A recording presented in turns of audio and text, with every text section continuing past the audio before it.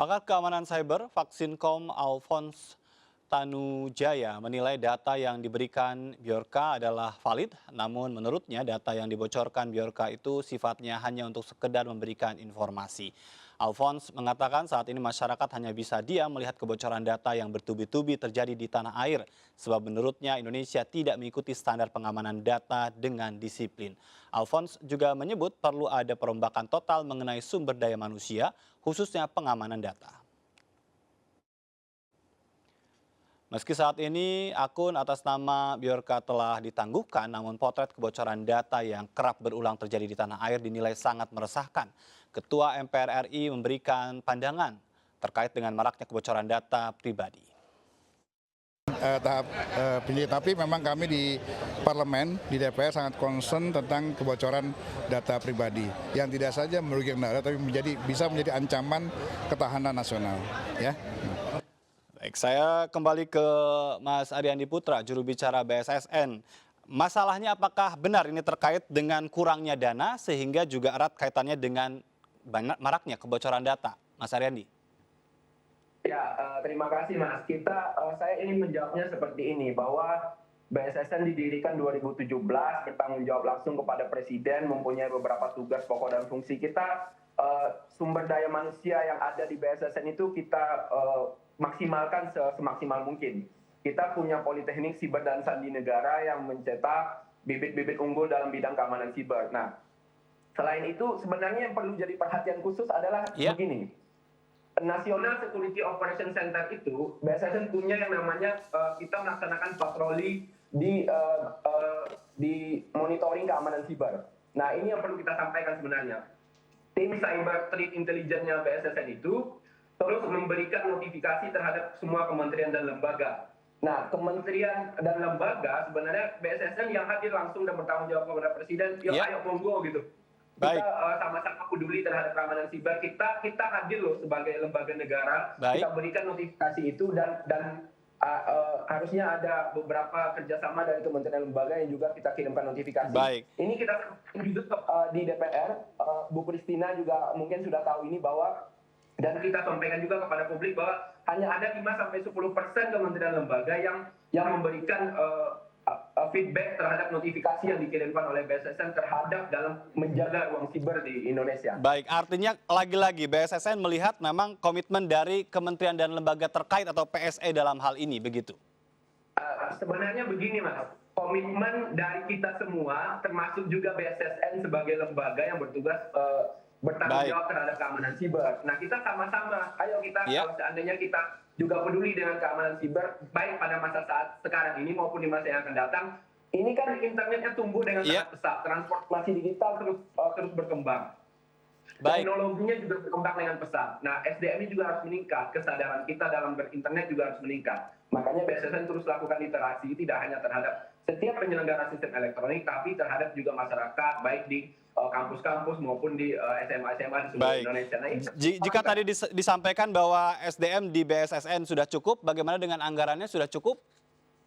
Ya, itu mungkin Bu Christina bisa menambahkan, mungkin bisa punya pandangan lebih. Kita sudah sampaikan juga di DPR bahwa kita punya anggaran berapa, dan intinya begini Mas, berapapun anggaran yang diterima oleh BSSN, kita sebagai daya dan upaya dalam sebuah lembaga yang bertanggung jawab kepada Presiden, kita harus lakukan sesuai dengan apa yang kita bisa untuk melakukan keamanan siber secara menyeluruh di tingkat nasional. Ya, sebelum ke Mbak Christina, terakhir yang tadi disampaikan oleh Mbak Christina, ini beberapa hal yang dimintakan dari DPR kepada BSSN ini belum terpenuhi.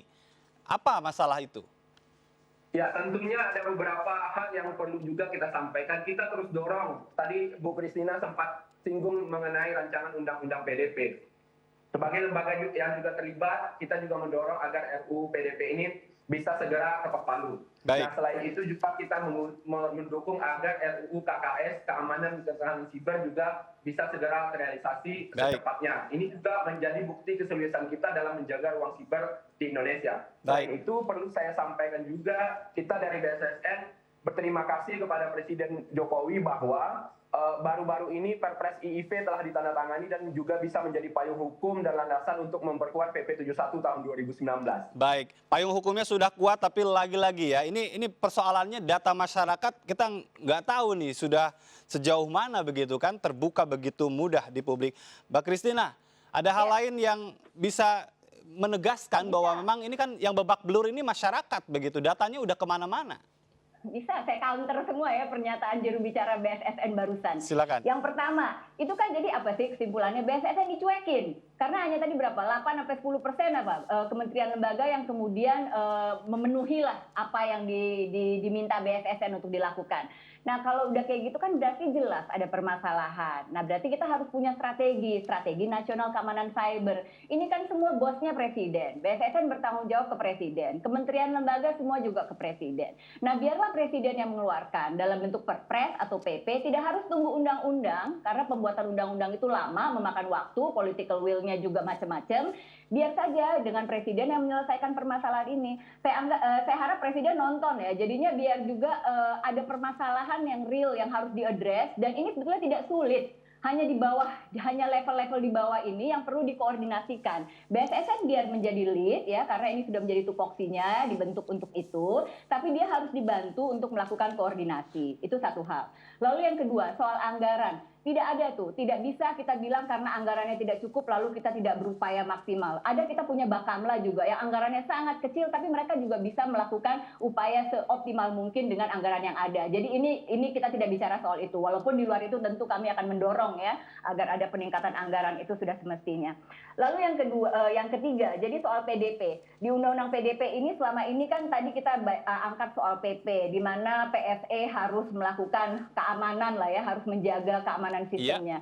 Tapi karena sanksi administratifnya yang tadi saya angkat sangat-sangat minim, sehingga ini tidak menjadi satu keharusan. Nah, permasalahan ini kami address di rancangan undang-undang pelindungan data pribadi. Jadi semua PSE ini, apapun dia bentuknya, badan publik, privat, dan lain-lain, mereka harus memastikan sistemnya andal. Mereka harus melakukan keamanan data. Lalu mereka harus punya juga data protection officer. Nah, hal-hal ini disandingkan dengan sanksi yang otomatis lebih berat dari PP, sehingga harapan kami ini bisa diimplementasikan oleh semua PSE. Tapi di luar itu tadi, pesan saya hari ini perlu ada strategi bagaimana ini semua kementerian dan lembaga di bawah BSSN bisa melakukan koordinasi, sehingga tidak terdengarlah kebocoran-kebocoran data seperti ini. Ini terus terang memalukan. Ini memalukan karena tiap kali kita dengar berulang-ulang terjadi. Begitu Mas Ajat. Baik, ini memalukan dan tadi ya perlu ada koordinasi yang lebih jauh lagi. Tapi publik seolah bertanya, sebetulnya BSSN sadar nggak sih bahwa kita memang sedang dalam kondisi gawat begitu dalam konteks perlindungan data ini, Mas Ariandi?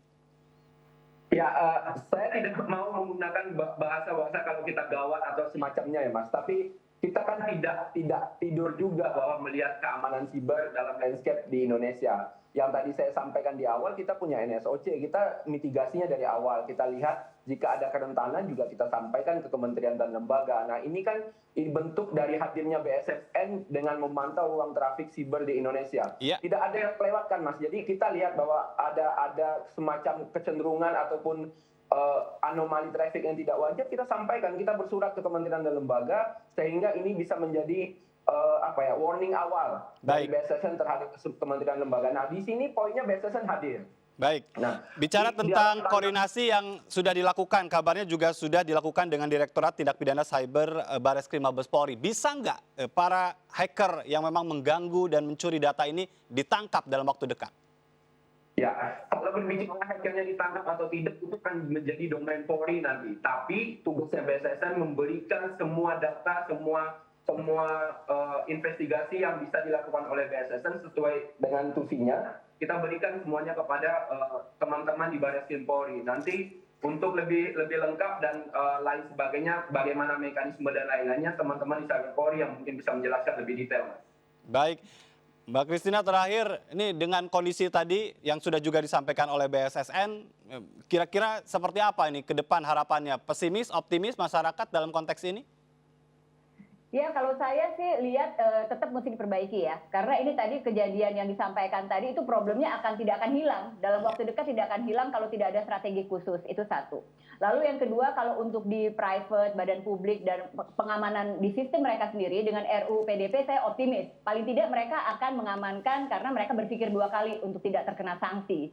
Dan masyarakat juga akan lebih aware bagaimana pengendali data memproses datanya dan lain-lain karena di situ banyak sekali kita atur soal hak-hak daripada subjek data dalam hal ini masyarakat sehingga akan lebih aware. Jadi akan ada ekosistem tercipta yang lebih sehat lah di mana masyarakat tahu apa haknya dia, lalu pengendali data juga paham, masyarakat tahu haknya. Ini semua akan tercipta melalui undang-undang ini. Tapi untuk BSSN tetap masih jadi PR ya Mas ya. Kita tunggu di rapat berikutnya nih. Ini PR.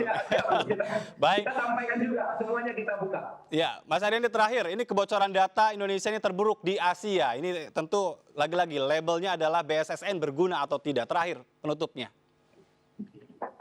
Ini perlu kita merujuk juga. Kita kan rujukannya yang paling valid itu bahwa kita merujuk kepada Global Cyber Security Index. Peringkat Indonesia tahun 2020, GCI-nya yang disampaikan hasil terakhir yang keluar adalah peringkat 24. Tentunya dengan peringkat 24 ini kita optimis bahwa berbagai upaya yang dilakukan oleh BSSN dalam menjaga keamanan dan ketahanan siber, ruang siber Indonesia, BSSN mengimbau semua stakeholder juga kita mari bergandengan tangan. Kita sampaikan, ayo kita sama-sama untuk menjaga ruang siber. Global Cyber Security Index-nya sudah di peringkat 24.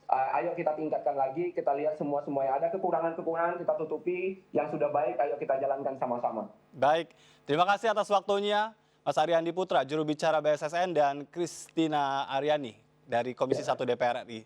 Salam sehat dan pemirsa, kami masih akan kembali dengan informasi dan narasumber lain, tetaplah di MNC News Prime.